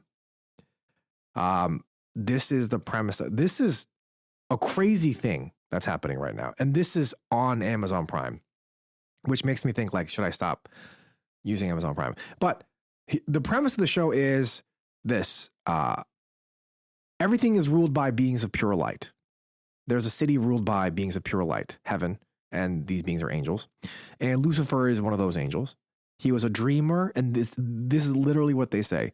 He was a dreamer with fantastical ideas for all of creation, but was seen as a troublemaker from the elders of heaven, because his way of thinking was dangerous to their order of the world. And so the story goes that he had to watch as angels expanded the universe in their own ways, and angels created Adam and Lilith as equals. Now, even though they were created as equals, Adam demanded control, and Lilith, his first wife, refused to submit to his will, and so she fled. She ran away from the garden. Lucifer, being attracted by her fierce independence, it's crazy that they call it fierce independence, not rebellion, fierce independence, they fell in love. They wished to share the magic of free will with humanity, and so they offered the fruit to Adam's new bride, Eve, who gladly accepted. But this gift came with the curse. The order that heaven had worked so hard to maintain was shattered, and heaven cast Lucifer and Lilith into hell. And so it's a punishment, Heaven is not allowing Lucifer to see the good that came from humanity, only the cruel and the wicked. But Lilith thrived and encouraged demonkind, making an army of demons and all that. And the whole story, this cartoon, is supposed to talk about their daughter, Lucifer and Lilith's daughter, named Hell Charlie Morningstar. It's crazy. And it's interesting because in the trailer, because that's all I wanted to watch for research purpose, I don't want to watch the show. They never mention God. They say angels created, heaven did this, angels did this, the elders of heaven. They never mention God.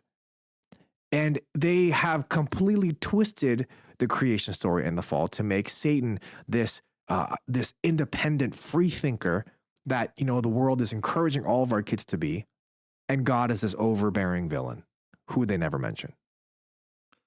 Yeah, the story is rife with symbolism, and they get a lot of things wrong, but they get some of the things right.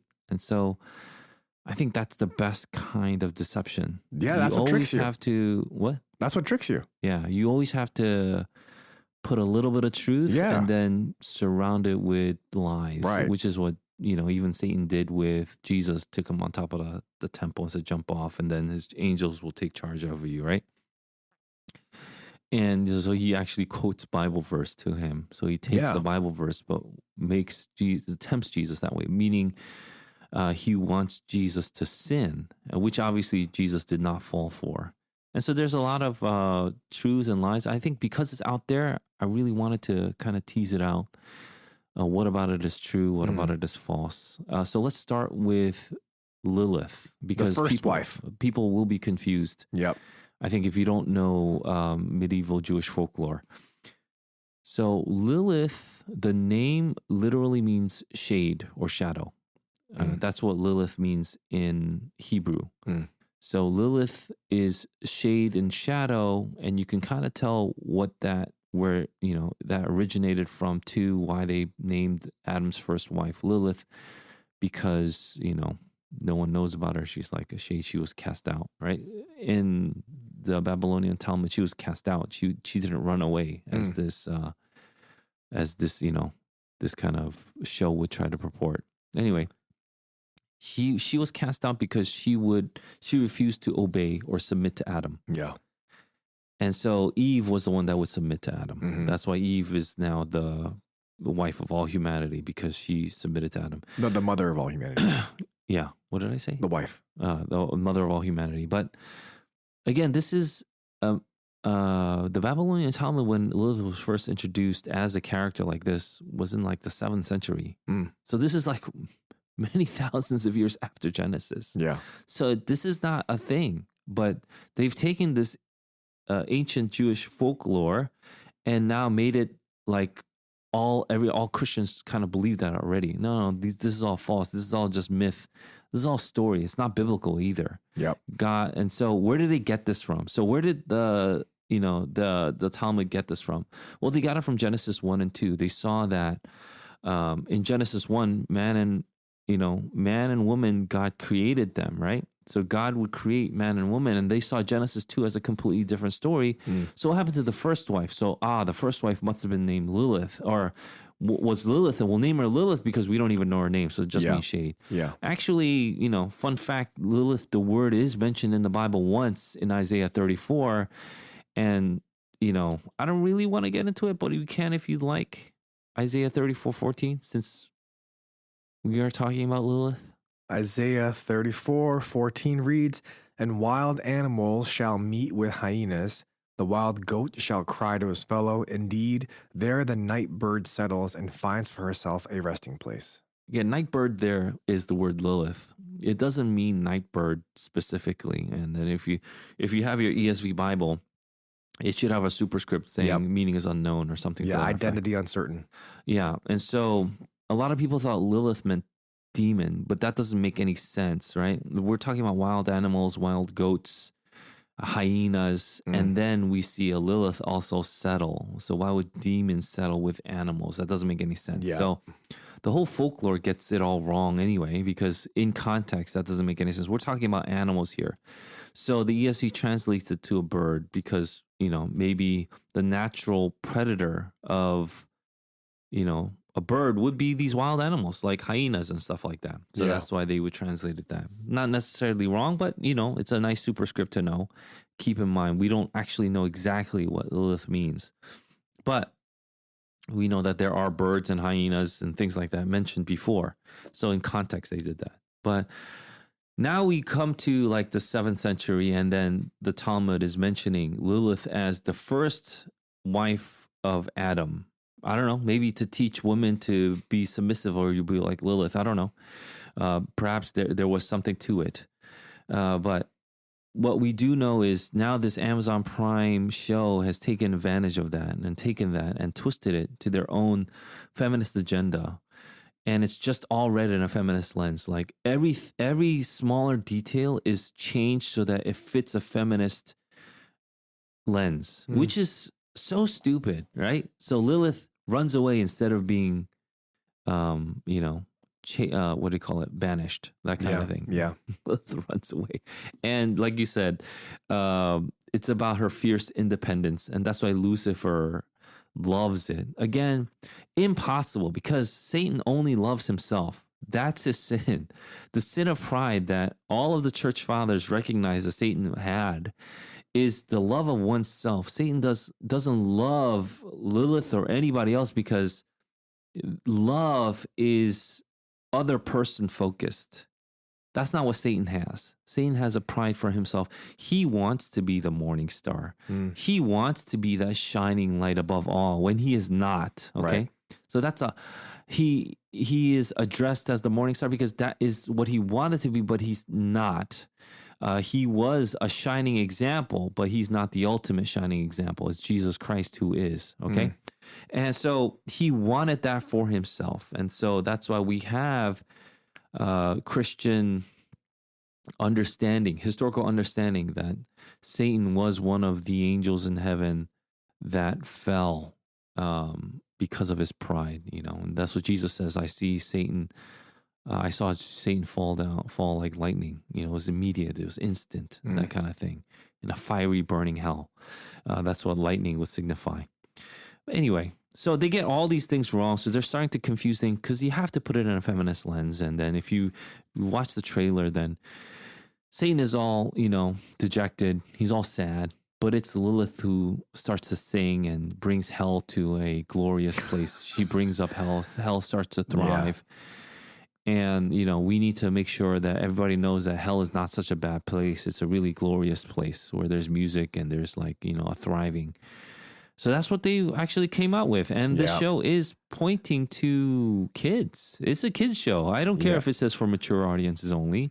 The cartoon is about this teenage girl, right? It's pointing to teenagers. The main character is a teenager, yeah. And again, Lilith means shade or shadow. And so it is something that people have associated with the demonic. But let's look at this supposed kid's name, which is impossible. Satan doesn't have kids, cannot love anything, and is not a physical being. But what's the kid's name? The daughter's name is Hell Charlie Morningstar. Right. I don't know where Charlie came from. Charlie means free will. So now you know. Ha. Yeah. So now it starts to make sense. It's rife with demonic symbolism on purpose. It is demonic. It's not like subversively demonic. It's just outright demonic. They're not hiding anything. Every single symbol is pointing to Satanism. Satanism's main thing is about the free will. I have free will and I will use that to rebel against God. Yeah. That's what Satanism is. And so that's the whole point of the show is I have free will to rebel against God, and he can do nothing about it because you cannot subvert my will. My will is superior to all. And that is the glorious gift, quote unquote, that Satan apparently gave to the world by giving that apple to Eve and Eve succumbing to it, right? She gladly took it, they say. And so the curse is because of these sticklers, the angels. The curse is from God. Without God, there will be no downside to this free will. Right. And that's the point. You're supposed to hate God, which is what Satanists do. They hate God because they think without God, I would just be thriving in my free will, which is hell. And so we need to bring hell to this earth. And so I don't know how they're going to play it out, but obviously that's the show. And if that's the show, then if it's just blatant outright and it's not even hidden, it just kind of shows you where we are now. Yeah. Does this mean, so this show is an Amazon original. I'm wondering, does this change the way that we view Amazon? Change the way. I don't know if anybody thought Amazon was a really good place to begin with. But meaning, like, is this going to then now shape the way that we shop? Because one thing is to not watch it, right? Another thing is to identify a place being openly satanic or supporting Satanism and saying, I'm not going to shop there anymore at the cost of my inconvenience. And Amazon is very convenient. Yeah. Yeah. Is that even possible now? Everything goes through Amazon. Can you even shop without Amazon now? I don't even know if you can. Yeah. Yeah, it's just it's a monster of a company. I guess double entendre. Oh, But it is a monster of a company, and it really has taken over everything. People's livelihoods depend on Amazon, things like that. yeah. It's kind of similar to the economy that Ephesus had with Artemis. Ah, And then when Christians came, the economy was in an uproar because they didn't want to do anything with Artemis. They didn't want to buy Artemis things. They didn't want their houses to be blessed by Artemis. Their priests would be out of a job. The blacksmiths, their metal workers, the wood idol makers. factories, Yeah. they were all out of a job. And so, it depends on how we view Amazon, I suppose. And if people think there is another option and they take it, I think that's a good way to start. mm-hmm. Is there another better option? If it's the only way to eat, meat first given to idols, if it was the only way to eat, just eat. That's the point. Mm. But I wouldn't revel in Amazon. I wouldn't revel in the idolatry, right? That the meat was given to. But, I would still think that I can be really upset about this. I will not support Amazon any further than what I have to survive. Yeah. And so if I could get rid of it, I would. It's the same thing with any other streaming site or any other, business that overtly now celebrates satanic ritual. Should I make my own? It's Amazon? Are you waiting for how long did you have that in your pocket? No, I just thought of it maybe 15 seconds ago. Oh yeah. Not bad then. Thank you. Thank you for that answer. And I think it helps us to think twice about what we're watching, think twice about what we're spending our money on, who we're giving our money to. And it just allows us to just be on watch, be alert, because the enemy is lurking and always waiting to strike. So, yeah, that's a good point. I hope that is the thing that people will walk away with most of all, is that we cannot let our guard down. yeah. And when we do, it's because the enemy wants a foothold in our lives. Yeah. And it's something that, people think like, oh, it's not a big deal. It's a cute, fun, It's a little cartoon. fun cartoon. Yeah. Right?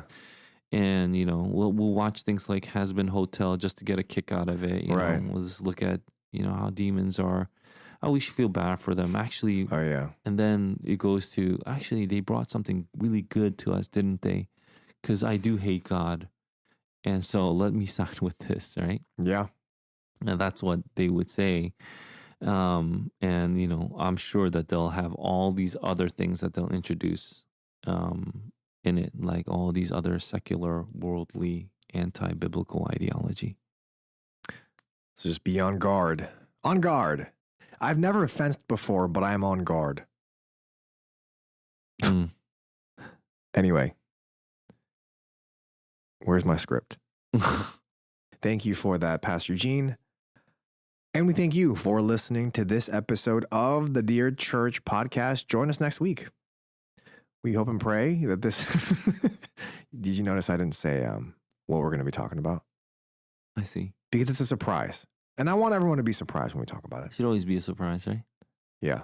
Keep them on their toes, as they say, as Mary Antoinette said. We hope and pray that this has been a blessing in your ears. Fight the good fight, finish the race, keep the faith. Peace.